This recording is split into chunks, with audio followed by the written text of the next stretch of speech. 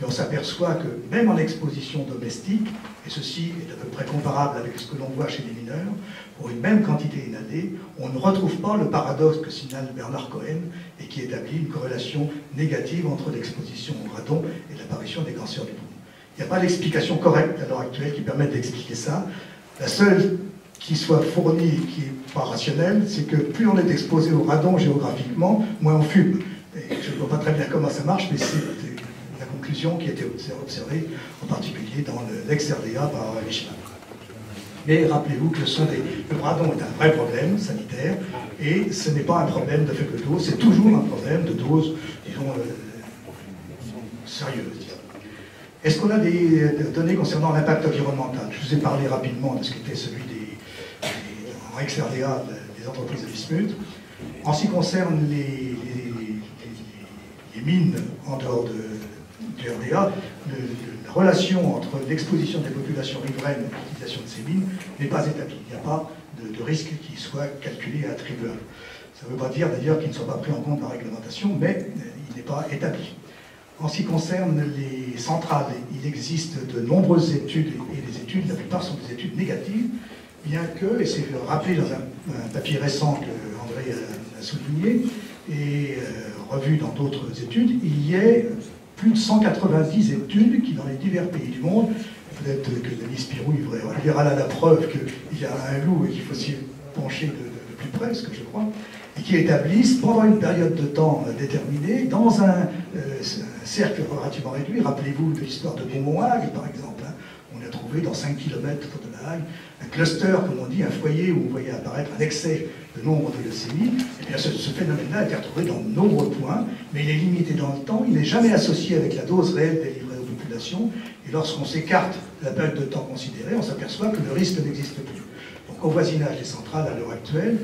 l'augmentation du risque n'est pas établie. Et je rejoins tout à fait ce qu'a dit Denis Spirou concernant l'étude qui a été présentée récemment et pour laquelle Jacqueline Clavel a fait une mise au point en janvier 2013 dans le journal de la science, je crois, et dans laquelle elle dit « Nous n'avons aucune preuve qu'il existe un lien entre l'exposition liée à l'utilisation la production électrique par des centrales nucléaires et l'apparition de ces clusters de leucémie dans les populations. Il y a d'autres facteurs qui sont associés, d'autres facteurs de risque, certains qui sont de nature infectieuse, je crois qu'il faut le rappeler, il y a la fameuse hypothèse qu'on appelle l'hypothèse de Kinlen, et qui semble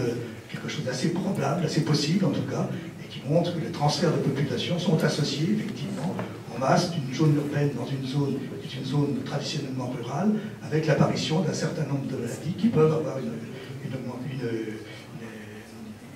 connotation en particulier de cancérogènes. Et puis il y a d'autres facteurs, certains ont été signalés, en particulier l'exposition au champ électrique. Je ne suis pas tout à fait convaincu que ce soit la bonne hypothèse, mais en tout cas, il y a une alerte qu'il faut prendre en compte. À l'heure actuelle, il n'est pas établi que ce soit l'exposition rayonnement ionisant qui soit à l'origine. En ce qui concerne la surveillance épidémiologique locale des autres sites, elle est à l'heure actuelle l'objet d'une étude assez systématique faite par l'Institut national de veille sanitaire. Je vous engage à voir le travail de synthèse qui a été proposé récemment et qui montre, disons, les résultats qui à l'heure actuelle sont acquis autour d'un centre, notamment le centre de Soulaine, qui fait l'élimination des déchets radioactifs, un groupe d'études du Limousin qui fait le bilan autour des mines, pour lesquelles à l'heure actuelle il n'y a pas d'augmentation des cancers, sauf les cancers du rein, qu'on voyait d'ailleurs apparaître également précocement dans les études de mineurs de la région de Limoges, pour lesquels, en dehors des cancers du larynx qui ont pratiquement disparu du point de vue significatif,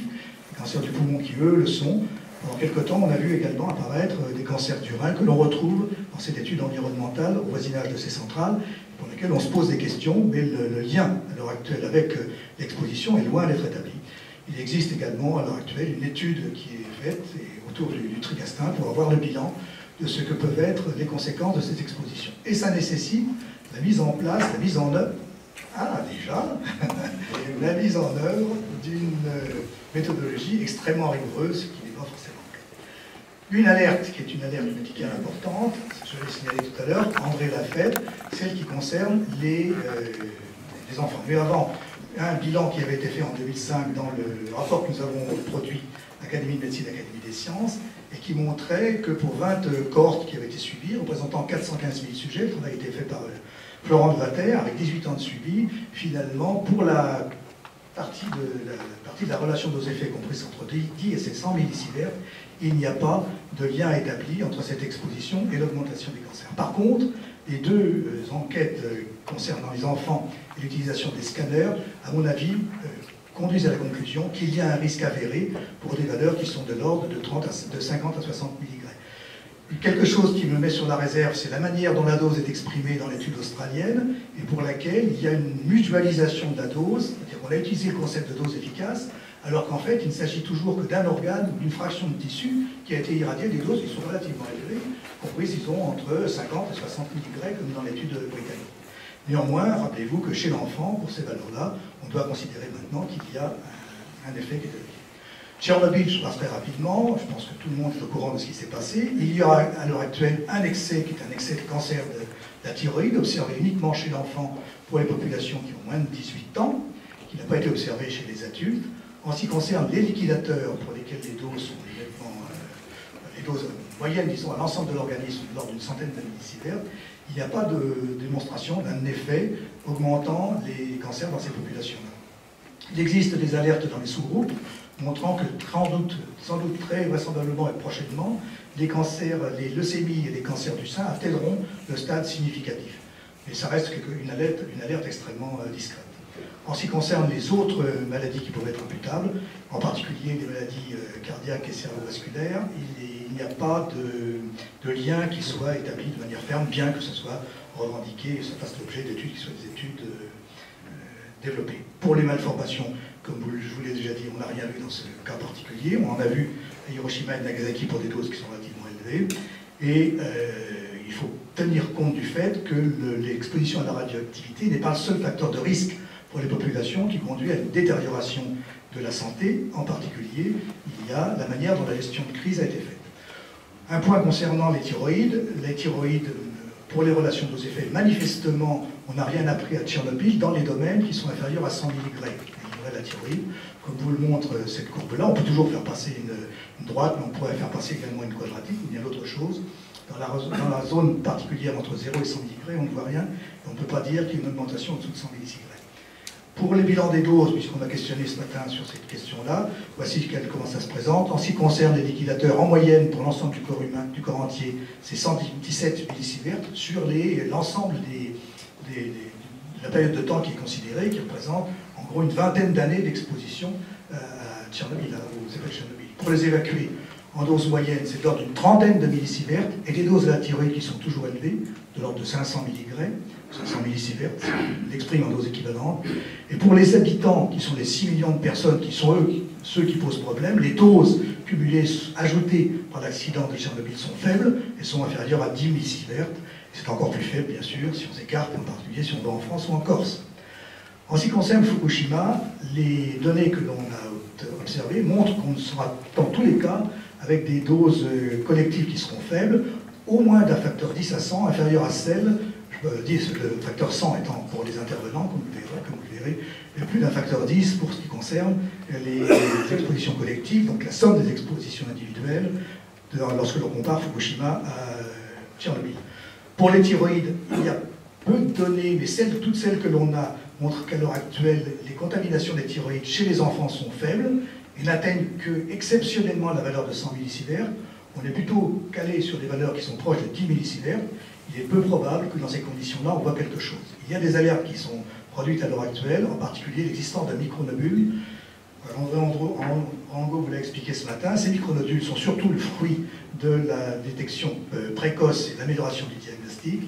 Lorsqu'on a été comparé à Fukushima des populations exposées à celles qui ne l'étaient pas du tout, on a trouvé exactement le même nombre de micronodules dans ces populations exposées par rapport aux non exposées. Donc on est dans une situation dosimétrique très différente, et si vous retenez un facteur 10 entre Tchernobyl et Fukushima, vous serez sans doute près de la réalité. Pour les données qui ont, pendant l'été, fait quelques agitations dans les médias, bon, il faut savoir qu'il y a eu environ 20 000 intervenants qui sont intervenus sur Fukushima. C'est pas très différent, disons finalement, un facteur 10 près, quand même plus de 10 près,